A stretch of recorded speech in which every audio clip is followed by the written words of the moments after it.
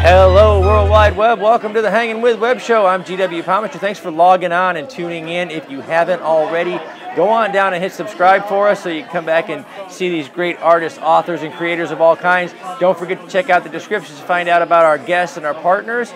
We are here at Space Coast Comic-Con in Cocoa, Florida, and we are hanging with J.D. Demers, the author of the Hunt Chronicles.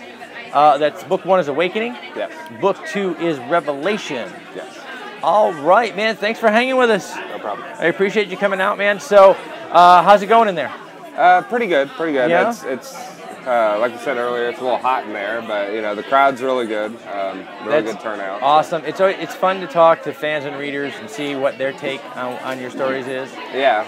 And actually, it's interesting. People, when I've been at other cons and different festivals, I've had other people buy my books, and then now they're coming by and they're like, "Oh, wow, I loved your book." And Awesome. You know, it is like old home day. Yeah. You know, it was a customer last con. This time it's a fan. Yeah. So that's fantastic. Well, let's talk about the books, the series, and so where did this come from?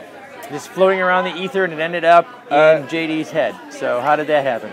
Well, the truth is that I've read a lot of zombie books, and I've always had a problem with them. There's quite a few of them that have always kind of irked me because they always have this Superman main character, which there's nothing wrong. There's going to be tough people out there, special forces, you know. There's going to be people that know what they're doing. But what about the other guy? So I made my main character, he was a military veteran too, but he was a supply clerk. So his military knowledge, pretty much, he'll make sure you get your toilet paper, but other than that, yeah. Exactly. So, and it's fun to watch him grow. And the hook, of course, in my series is he's also the only person that's immune. So he becomes kind of that prize that everybody's trying to keep alive, that, you know, during the apocalypse. That's actually for a character that, like you said, you didn't create the Superman character. You created an everyman. Yeah, an everyman. And it's a great literary choice to give him. You're the guy we're going to protect. So all the Supermen get to gather around him and keep him alive. So that's a great way to utilize that everyman character. The story starts off though in the prologue in the future, and he's alone and trapped and surrounded by thousands of zombies. And that's how the story starts off. And he says, well, he's writing this. Oh, it is. He says, well, he's writing it. I'm not writing this story about me. I don't want people to think I was the hero with the cure. I want to write about all the people that sacrificed themselves to keep me alive. Wow. And so, the story, in his mind, he's writing the story to talk about all these other heroes. But the truth is, the way I write it, even though it's a first-person story, you see the hero in him, and you see it grow over time. And like when the second book comes around, and you see, wow, he's a lot better. He's smarter. He's braver than he originally was in the first book. He's learning. He's growing, and he's going to be the reluctant hero in the end that he doesn't think he is. Yeah. You know, and that's the way. That's the story I wanted to portray, and that's what my fans are seeing. So I'm doing something right. How long have you been writing or wanted to write? I've been writing so long, and I've never ever even tried to publish anything. My first love was fantasy, like Lord of the Rings style. And then I also love sci-fi, like X-Files type things. But one day I picked up an audiobook, actually, of a zombie book, and I was like, wow, this is pretty cool. And then I listened to another one, and I was like, I like these books, but where's the everyman? Where's the normal guy? All these guys are like ex-special forces or, you know, they're ready. Man, they've been waiting for this their whole lives. You know, and I'm like, where's the normal guy that just wants to survive? And so that's why I wrote my story, so that we can see it from a normal person's perspective. And when we met, you were talking specifically about audiobooks, and that's how you read. now. Now it is. A lot of times. Yeah. It affords you time, etc. For those folks out there that aren't aware, there are more and more titles coming on audio. This is a new trend in literature. You can actually be listening to your book. It's a whole new entertainment. It is. So how have you found, are your reader, I know you're on audiobook, your books are on audiobook. Yes. How are you finding reader response? Are you getting a lot of listeners? Yes. Yes? I'm actually shocked. From a business perspective, it's much more profitable to be with audiobooks. And it's a new paradigm, though. So the old model, you'd say, yeah, that's something you do later on, whatever. Yeah. But now it's a growing audience. Yes, so. and it's growing every day, and it's not going away. I don't meet a lot of people that say, well, I used to listen to audiobooks, but I don't anymore. Yeah. I meet people that say, well, I used to just do the 1 free credit a month. Now I buy 3 credits a month after my free credit. Wow, that's great. So it's growing, and it is. If the audiobooks are done right, it is almost like watching a movie. Does it change the way you put your narrative together to know that it's going to be read aloud? Yes, and between my 2 books, you see that because I wrote my first book, published my first book, made my first book into an audiobook after that, and when I listened to it, I'm like, oh, that doesn't sound right. And you start hearing the little mistakes. So I took a little bit of extra care on my second book, and I actually had someone read it aloud to me before I published the second book, so I could kind of hear what it would sound like, and then I sent it off to the audiobook producer who made the audiobook. That's fantastic, and it is, because it is something you can do in your car now. It's something you can do on the road to work or at home when you get ready to go to sleep at night, whatever. And I have done some reading that says that it is a fast-growing market. Yes. And but it's a different kind of writing. The tempo and timbre of the written word for a lot of authors who have been writing for a long time is a little bit different than when you write specifically to have something read out loud. Yes, I would agree. I found that when I listened, because I have bought audiobooks that I've read the book, and I found some of those books are a little boring when you listen to them on audiobook. Audiobooks tends to be more, you want it to be more fast-paced. You want to get to what the next thing is as soon as possible, because I think someone is reading it aloud. Now, it's I guess, point of curiosity. You write in the first person, because this is a story told from your character's perspective. Does that help in the translation to audio to have that first-person narration? It's a little bit better than having the fly on the wall, he did, she did. When I've written third-person short stories, I just actually wrote one for an anthology for another zombie author, and that was third person. And I did notice that right off the bat when I wrote that it's not that one side is easier, but when you're writing in first person, especially for the audiobook, you can, I hate to say it, leave out some of the details because you're only writing about what that person sees, what he hears, which in a horror book like mine actually adds to the suspense. Absolutely.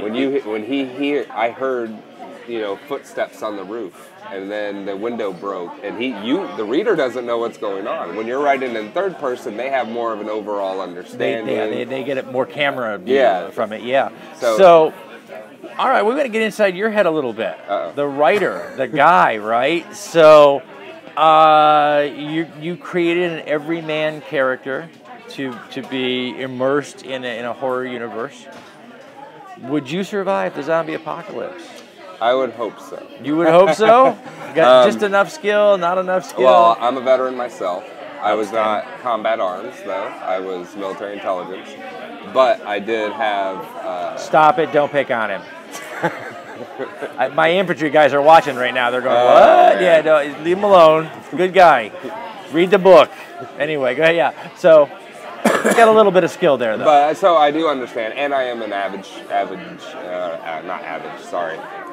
shooter. I like to go out shooting. I do own a small arsenal myself, and I learned how to garden on my own. I actually went through my own little prepper course. Yeah, I don't do it that much anymore, but I know how to do hydroponic gardens. It's good research, though. Yeah. You know. And so I've learned a few things, learned how to purify water without anything else, you know. So Wow. I think I would do okay.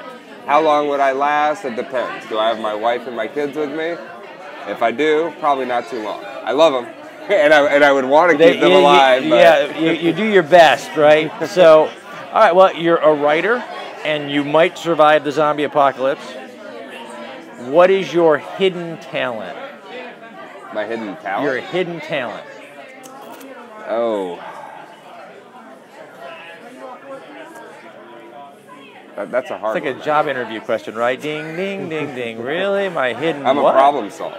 Problem actually. solver. You know what? That shows, though, when you're writing apocalyptic literature, you have, because you're solving problems that don't exist, and you have to create. I know we talked outside about your use of science and use of fact in your stories.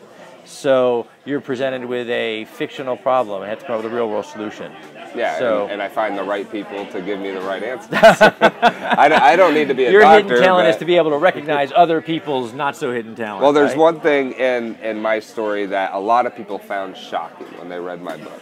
And in the zombie apocalypse, you see people running around with guns, and let's face it, in almost every zombie genre story, zombies are attracted to noise. So using a gun is pretty stupid. Well, why don't everyone have silencers? Well, the truth is everybody drives with a silencer every day and they don't even know it. And I found this out because I'm thinking in my mind, how would I silence my weapons? So I did my research, and guess what? Oil filters are silencers.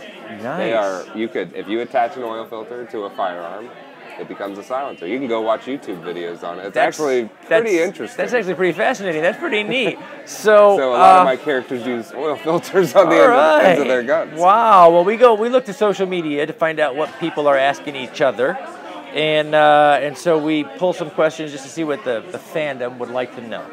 So if you had to be trapped in a TV show or movie, what would it be? X-Files. X-Files. X-Files. Nice. That's a scary place to be, by the way. Chris Carter had a wonderful knack for being able to scare you without ever showing you a monster. That's true. And that's a beautiful thing to do on film. And it's something new all the time. It is. That's fantastic. Good answer. If he were at a Comic-Con, he's the superstar here, because that's a great answer. Oh, really? Wow. I always love these. I don't get to see these beforehand. We got a random pile over there. If you were a box of cereal, what would you be? Oh man.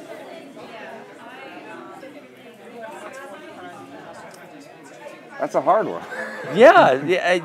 I guess I would have to go with, and this probably is going to sound very wrong, but I'll go with my favorite, Fruity Pebbles. Fruity Pebbles. I'm not a fruity person, but I am a happy person. There we go. It's colorful, it's sweet. The rest of you pervs go away. I'm just saying. So, all right, can we see these real quick? Let's put them up here. We'll spin these up afterwards. These are the books, everybody out there on the World Wide Web. We have the Hunt Chronicles. Book 1 is Awakening. Book 2 is Revelation. Would you survive the zombie apocalypse? And find out the everyman hero.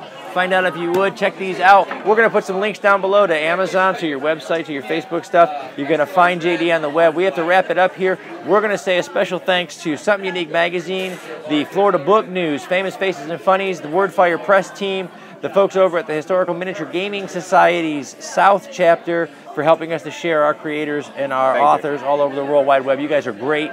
Thanks, David and Jake, for bringing us into Space Coast Comic-Con here in Cocoa, Florida. I'm GW Pomichter. We've been hanging with author J.D. Demers. Look him up, guys. Go down to the description. Check out the Hunt Chronicles. If you don't think you have time to read it, JD's on audiobook, man. Pop it in your iPod, listen to it in your car. Check these books out. It's awesome. Remember, subscribe down below, log on, tune in, and see who we're hanging with next.